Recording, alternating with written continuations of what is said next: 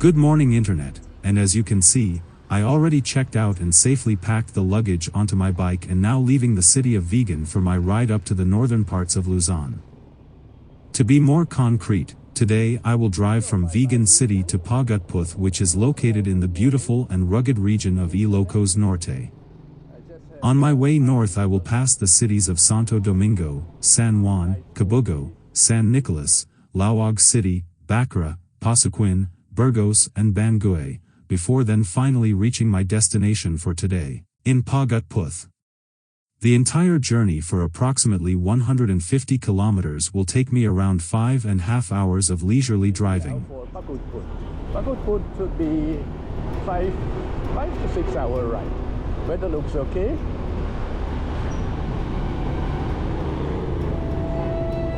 So I will talk to you later.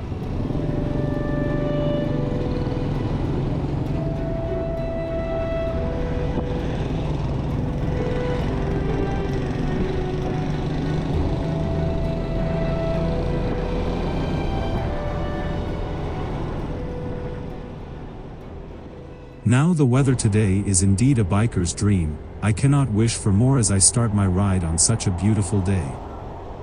Even the near-empty MacArthur Highway that is basking under the big clear and blue sky of today is like a mirage of an icing on a delicious cake. So come and let's sit back and enjoy the ride with me.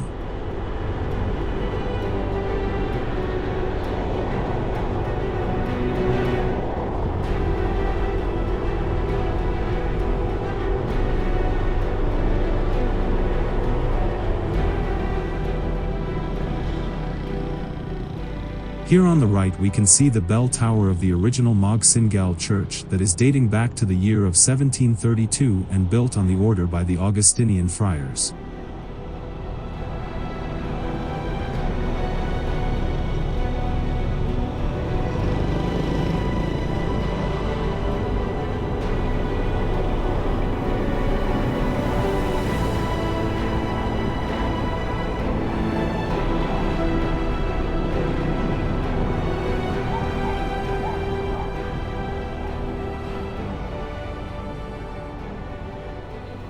Coming back onto the subject of how nice it is to drive on these upcountry Philippine highways, it is indeed a pleasure to ride a bike here. But nevertheless, we cannot let our guards down as this is still a major highway that is used not only by cars, trucks, coaches, but also by pedestrians, bike riders, barnyard animals, tractors and any other moving vehicles you can imagine, so being alert and careful is a must when we are traversing the roads on a motorbike here in the Philippines. Now to give you a better idea, the most popular vehicles here in the Philippines are the tricycles, which is a Filipino version of the auto rickshaw, and is essentially a 150 cubic centimeters Jap motorbike with a large covered sidecar. And believe it, these vehicles sometimes carry up to 10 people, including boxes and other bags. Their drivers are somehow masters in balancing the weight of their passengers evenly, and I witnessed that they are able to sit 3 on the bike itself, then 5 in the sidecar and add on 2 kids on the roof, so to give it more center weight, and off they go. Then there are the tricycles which are plodding along at a sometimes unbelievable slow speed of less than 25 kilometers per hour, and because there are most of the time only 2 road lanes. These rickshaws with their unbelievable slowness are unsurprisingly creating a slow-moving columns of cars, trucks and buses that cannot overtake them. That is because the road space is in many areas really limited, and so they are forcing every following vehicle to reduce the speed to their slow crawl too.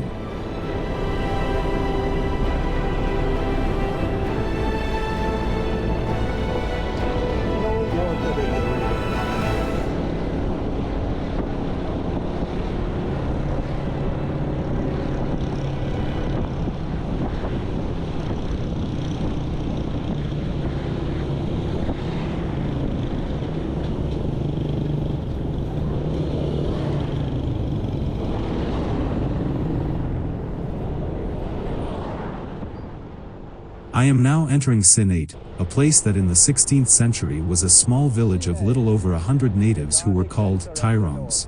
But nevertheless the inhabitants of Sinait were seafaring and warlike individuals, and in their fast and picturesque sailboats, they traveled to adjoining and distant places. most particularly to settlements and villages along the Ilocos coast in Ilocos Norte, Ilocos Sur, La Union, Pangasinan, and even down south as far as to Zambales. They always challenged the people encountered to tribal wars and fought small battles against almost everyone they run into. And surprisingly, they often came out victorious because of their sturdiness and their braveness. When Juan de Salcedo first visited them, he found the Tairongs of Sinait fighting small battles on a daily occurrence, so that in the year 1535, when the locality was organized and established as a pueblo, Juan de Salcedo named the new community as Sinait, which is a word in the local tongue that carries the meaning of contest.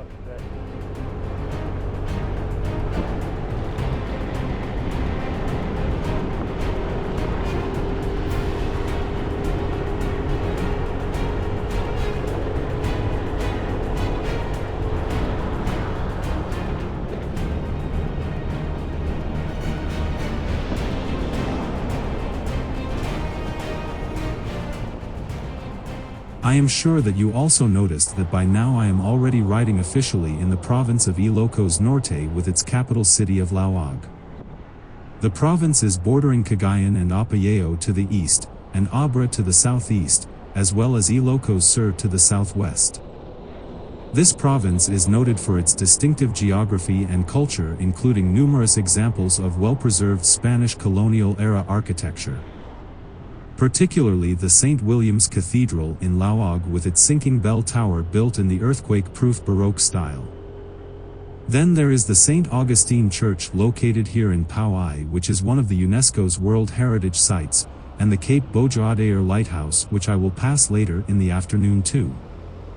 Then there are the famous geographical features that include the La Paz sand dunes, the beaches of Pagudpud, and the eroded calcarenite Copper-Purawan rock formation in Burgos. It is also the birthplace of several notable Philippine leaders, including the former President Ferdinand Marcos, as well as the Philippine Revolutionary War general called Artemio Ricaurte. And then there are the famous wind farms of Ilocos Norte, which are located in Burgos, Pagudpud, and Bangui, with the latter being the first wind power generation plant which was built here in the Philippine archipelago.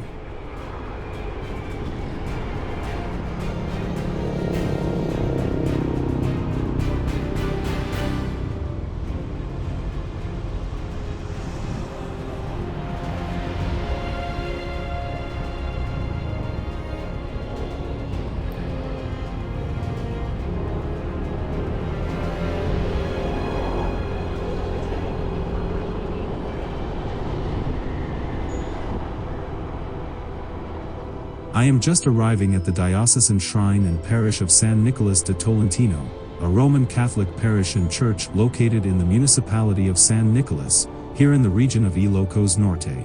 The church was formerly known as the San Nicolas de Tolentino Parish Church, and it was first constructed in the year of 1584. And this is exactly the same year this town has been founded by the very same Augustinian friars who ordered the church built. But the initial name of the town was Visita de Calantian, because there was an abundant amount of lanuti trees in this area. The church was then ordered to be reconstructed by Father Antonio Villanueva in the year of 1693, and in the year of 2020, Bishop Renato Mayugba approved the petition to elevate the church as a diocesan shrine, and so the church was declared as such in the very same year.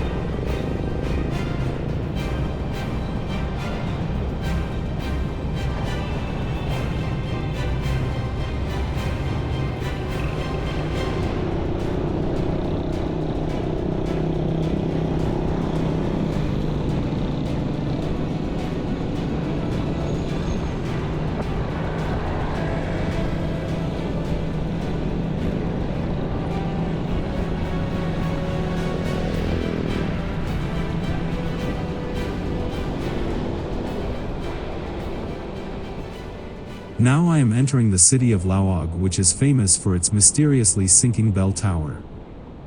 The bell tower was presumably built after the earthquake of 1707, and has withstood several following minor and major earthquakes since its completion. It is believed that the tower is sinking at a rate of 2.5 centimeters per year. But so far there aren't any conclusive scientific explanations for the sinking, except that the tower was built on sandy ground and its heavy and massive structure is causing it to slowly bury itself into the earth.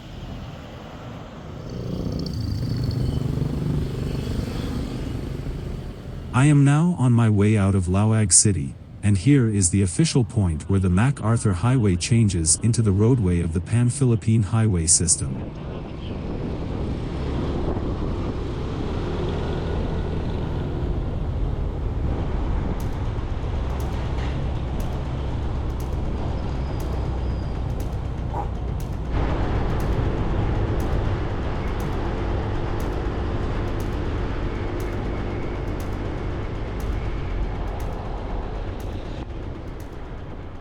The Pan-Philippine Highway is the longest road in the Philippines and is the country's north to south backbone component of National Route No. 1, or in short also called the N1, of the Philippine Highway Network. Moreover, it is designated as the Asian Highway No. 26, or simply called the AH-26, of the Asian Highway Network.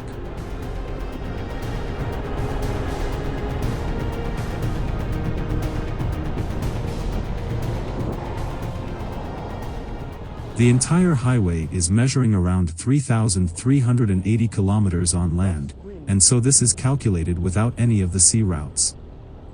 Furthermore, it is starting here in Laoag City and is ending down south in Zamboanga, and traversing on its way the regions of Ilocos, Cagayan Valley, Central Luzon, Metro Manila, Calabarzon, the Bicol region, Eastern Visayas, Caraga, Soxargen, the Davao region, Northern Mindanao and the Zamboanga Peninsula, and that makes it a very long road indeed.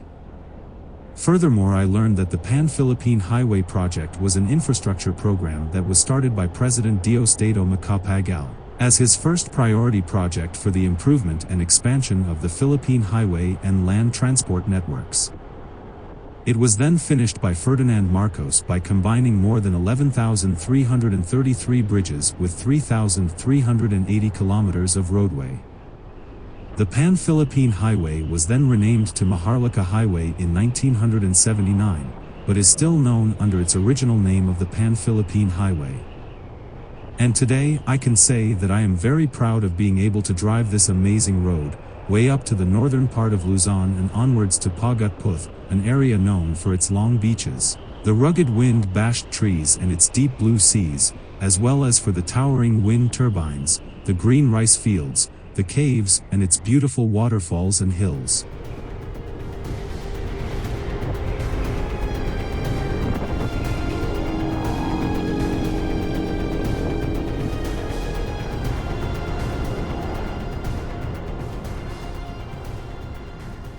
Entering now Burgos, this town that was first known as Nagparitan, and their early inhabitants were called Mamburi and well known as very wild and fierce people who prevented the Christianized natives from settling down here in their vicinity. And when the Spaniards arrived here in this area, the native people staged a revolt and shamelessly killed their priest and even mutilated his body. Nowadays the town is known for its scenic white beaches and rugged cliffs naturally formed through the centuries, as well as its historic and majestic-looking Cape Boeador lighthouse, which was built during the later part of the 19th century and overlooking the vast expanse of the China Sea.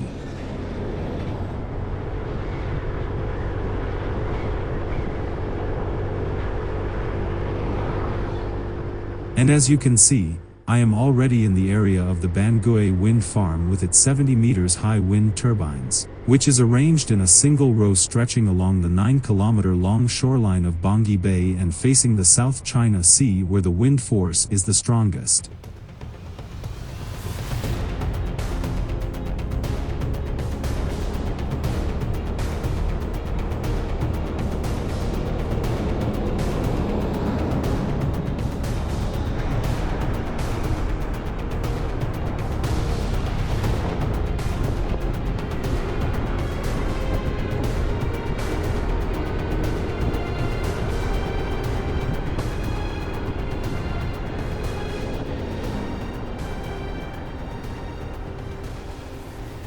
The first inhabitants here in Bangui were the Tingwayans and Malays who settled here in Bacruyan, which is now called Baruyan.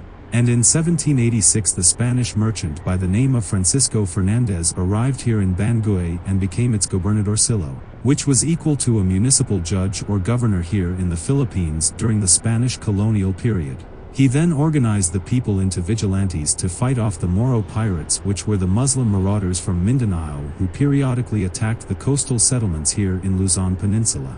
And when the Americans arrived here at the start of the 20th century, they then changed the spelling of the municipality to Bangui because it had a more euphonic sound. They also built the first road from Laoag to Cagayan and opening up trading opportunities by connecting the Cagayan valleys and the Ilocos region for enhanced business ventures. Furthermore, the Americans created the barrios to further the socio-economic developments. And they also introduced the first teachers and encouraged the locals in starting a lumber and mining industry where they mined gold, asbestos, and manganese.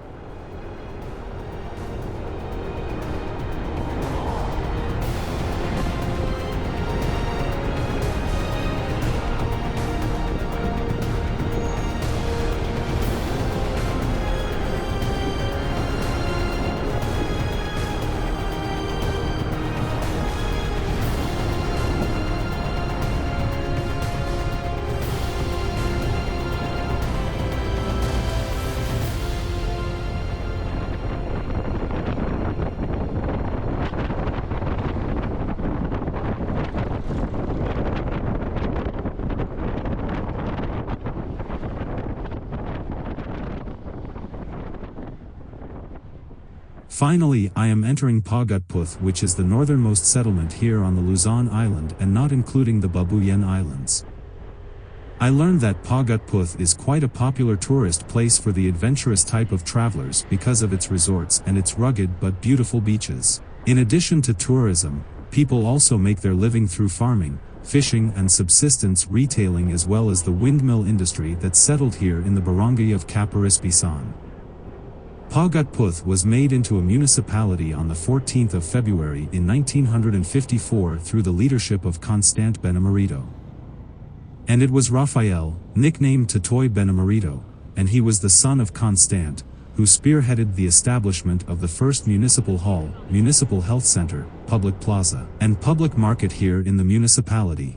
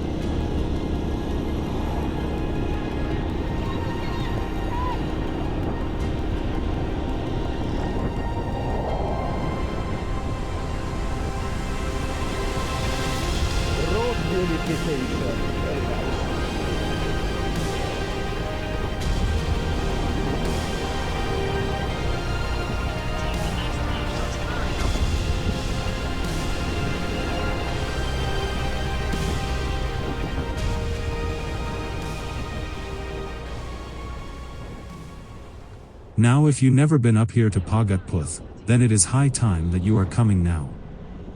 It is still a hidden gem and is offering a tranquil and stress-free retreat from the daily hustle and bustle of the city life, but who knows for how long more. Don't think that this is a boring place with nothing on offer to see and to explore. No, indeed it is not only a place that is very rich in beautiful and lush green rice fields, but it is also alive with many small cute villages that are dotted along its uncongested and colorfully decorated country roads. And of course, on top of this it also boasts beautiful beaches with stretches of white soft sand and palm trees, as well as the Kapurpurawan white limestone cliff rock formations that was formed over time. The most famous beach is undoubtedly the Saud Beach, which is known as the Boracay of the North for its white sand, turquoise deep blue clean oceanfront that is adorned with endless green palm trees and a very tranquil atmosphere without the noisy party scene of Boracay. And then there is the Blue Lagoon or the Myra, located at the northernmost tip of Luzon Island and boasting a serene beach surrounded by stunning and breathtaking scenery and with the backdrop of Bangui's wind turbines. However, there is no road to easily reach the beach, and so you need to do a bit of hiking. And for those with an adventurous spirit, they have the Bantay Abad Cave and the Tinmangtang Rock. The former is a huge cliff rock with a hole and surrounded with lush vegetation and the sound of crashing waves. And the later, the Tinmangtang Rock, is just a few meters away, and its shape resembles a bell covered with vegetation and a spectacular view of the ocean, and when it is not the surf season, then the waters here can be very gentle and still and even reflecting the blue sky. But don't be fooled by its tranquility, as undercurrents are just too strong and can be a danger nearby any cape, and so it is advisable for weak swimmers and children to stay out of the deep water.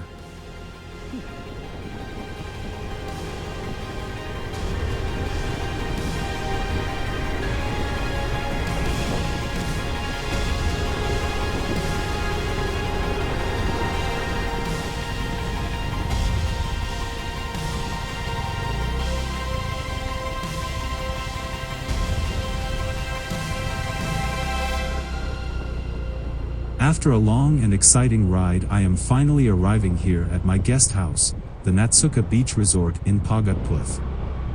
Actually, Pagudpud is dotted with accommodation places for every type of traveler, so that reservations are not really necessary. However, if you want to be on the sure side or you are planning to check in at a popular hotel, reserving a room in advance is highly recommended.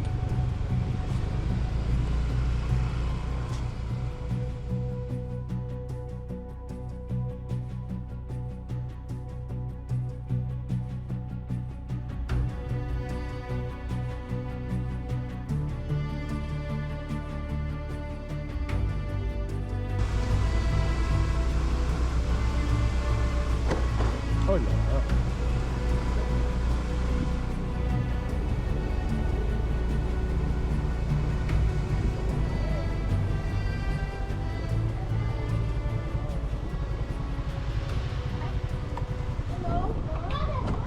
Hello, I'm lost. You're lost? Why are you lost? My name Rene.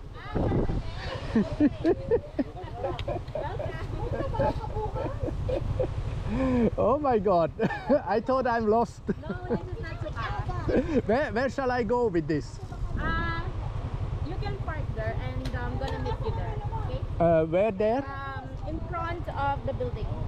This one building. Yeah, behind of the street. Okay, thank you.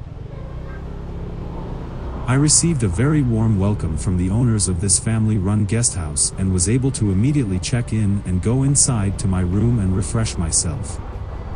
The room is clean, and the bed and the shower is alright. I mean, nothing fancy, but for this very affordable price, I cannot ask for more. And as I am only planning to stay here for one night, it is important for me to be near to the beach and close to a nice restaurant where I am able to relax from my long motorbike journey and then recharge during the night for my upcoming trip, starting tomorrow early morning. So all in all, this is the perfect spot near to the beach for me.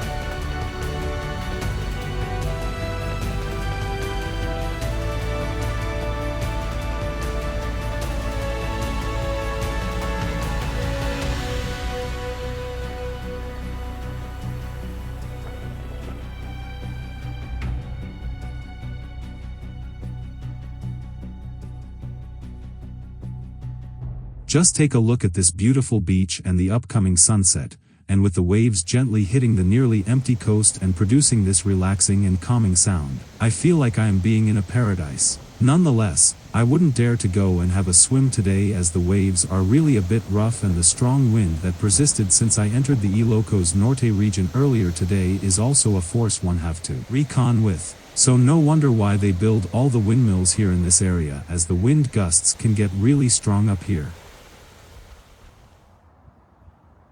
And now I am just up on the road for my dinner in this very nice little restaurant called Breakfast at Ima Cafe, even though you can have of course your breakfast, but not only that, as they also serve lunch and even have a good selection of yummy dinner dishes.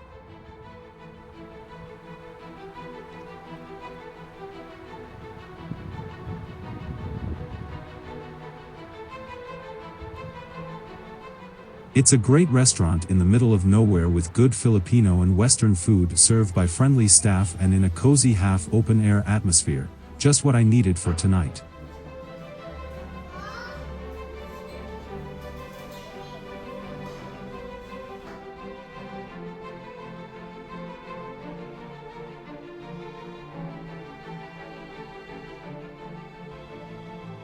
And again a very good morning my friends. I slept very well as the sound of the waves helped me to fall asleep even faster than I normally do. So and now and before I am getting ready to continue my journey, let's have a closer look at the resort and the adjoining sea, which I am sure will look stunning.